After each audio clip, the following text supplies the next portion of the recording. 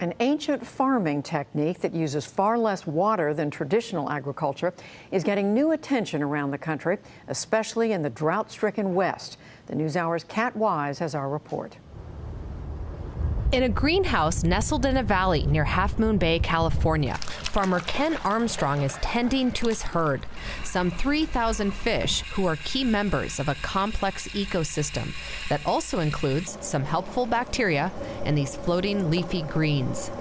There's not a speck of soil to be seen here at Ouroboros Farms, where Armstrong and his colleagues are growing produce with an agricultural system called Aquaponics.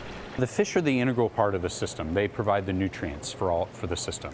So we feed our fish an organic fish feed, and this becomes the nutrient base for all of our plants. So the food that the fish eat becomes usable nitrogen by the plants. And so the fish are actually the engine of growth. This is where all the magic happens.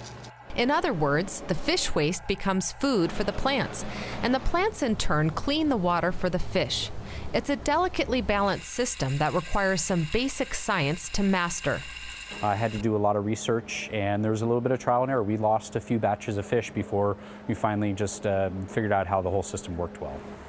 Armstrong isn't the first farmer to try aquaponics. It's a method that's been around for a really long time.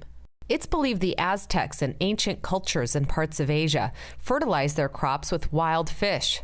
Today, aquaponics is being used in a number of countries, from Myanmar to Peru to Germany, even on rooftops in Gaza. In the U.S., a small number of backyard hobbyists have been tinkering with the system for years. But until recently, it hasn't been tried on a large-scale commercial basis.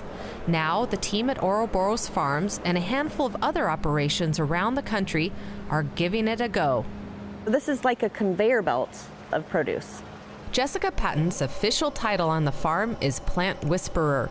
She harvests 2,000 heads of lettuce a week, which sell for about $3 each, roughly the same cost as an organic head of lettuce. She says the plants here grow about a third faster than if they were grown in soil.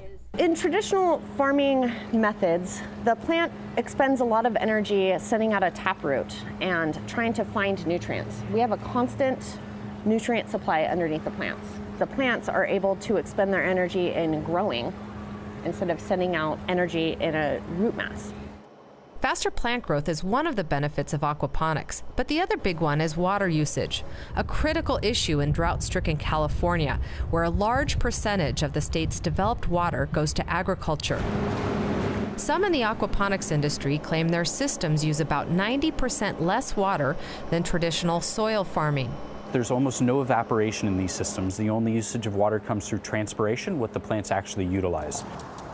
Comparing to soil agriculture, plants can only take up water through the tips of their roots, so you need to soak the top layer of soil in order for the water to get down to where the plant can actually use it. So that top layer of topsoil, all that water just evaporates. The 60,000 gallons of water at Ouroboros have been circulating for a year. Weekly top-offs are needed, but the overall water savings for each plant grown is significant. For example, Armstrong says a mature head of lettuce in his operation uses about a gallon of water over the 6-week growth cycle, far less than most lettuces grown in soil. That is amazing. But for all its benefits, aquaponics does have its limitations. It doesn't make sense economically to grow certain staple foods like wheat and corn, given the infrastructure of the system. And a big drawback is cost. Armstrong, who is independently wealthy, spent $250,000 to build the system. In March, after 3 years in operation, he finally began to make a profit. But he thinks it'll be another 3 years before he'll make his money back. We are a long way off from aquaponics taking the place of traditional agriculture. Fred Conti from the University of California at Davis, one of the country's top agricultural schools, studies aquaponics. He says the drought has piqued interest in the technique, but it remains a very small, niche way to grow produce. Scaling up that system is the difficult part. Once you get beyond about an acre of production, then it moves out from the family type operation. You're hiring more and more people and costs go up. Right now, it's a high-end business, all the way from the production of the operation into the consumption of the vegetables as well. A high-end business with a Tesla delivery vehicle. Armstrong hand delivers most of the farm's weekly orders to a small number of upscale Bay Area restaurants. Hey, Chris. Hey, Ken. One of his top customers is Christopher Aquino, executive chef of Viognier Restaurant in the city of San Mateo. Oh, these are awesome. Yeah, the smaller the better. Yeah, that's that's the size we want. Okay. Aquino says the superior quality of the leafy greens he gets from Ouroboros farms is only one reason he buys from them. But the reason why we've gone with Ken is because his water usage is significantly less than most other farms.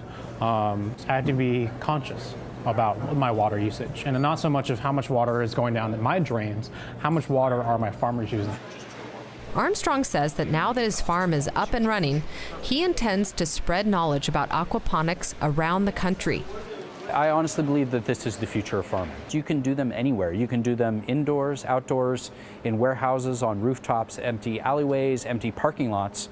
So all this space that's being underutilized in urban areas could be transformed easily into an aquaponic system, and then you're providing really clean, healthy produce for the local community. Later this summer, Ouroboros Farms will host a 4-day workshop for those interested in starting commercial aquaponics operations. Several hundred are expected to attend. For the PBS NewsHour, I'm Kat Wise in Half Moon Bay, California.